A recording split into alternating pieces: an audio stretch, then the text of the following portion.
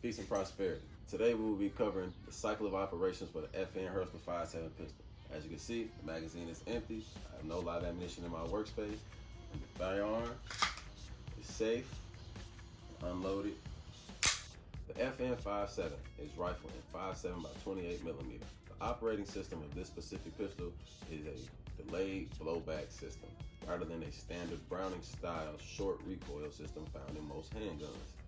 This firearm falls into the semi-automatic handgun platform, sharing a similar manual grip angle and fundamental controls of the legacy 1911 platform, even though its internal mechanics are uniquely engineered. Now let's walk through how this pistol completes the 8 steps of the cycle of operations.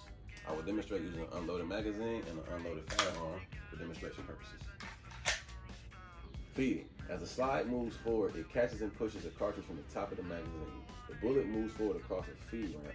This feed ramp functions as an inclined plane, reducing the force needed to push the bullet into alignment. Chambering. The slide continues forward, pushing the round fully into the chamber until it is seated tight against the breech face. Locking. In the FN 5.7, locking isn't a rigid mechanical lockup like a tilting rifle.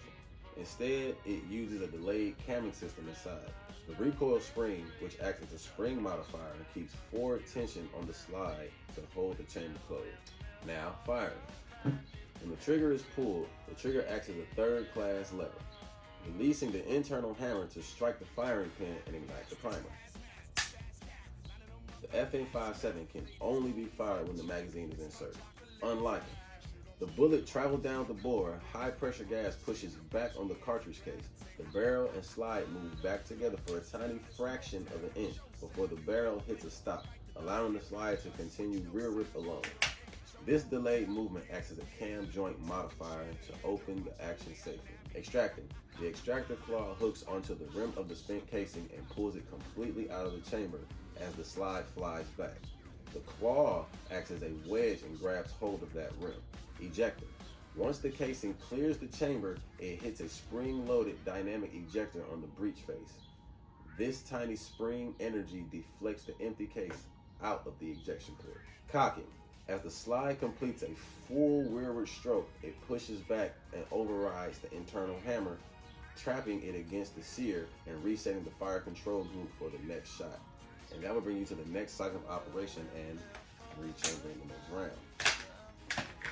The delayed blowback system is crucial with the FN 5.7 because it fires the high velocity 5.7x28mm round. If this were a simple straight blowback pistol like a standard 380, the slide would have to be incredibly heavy to keep the breech safely closed.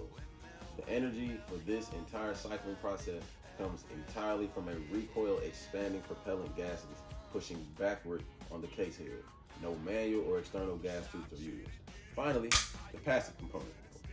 We have the Picatinny accessory rail molded right into the frame under the barrel. Its only purpose is to allow the user to mount a flashlight or a laser.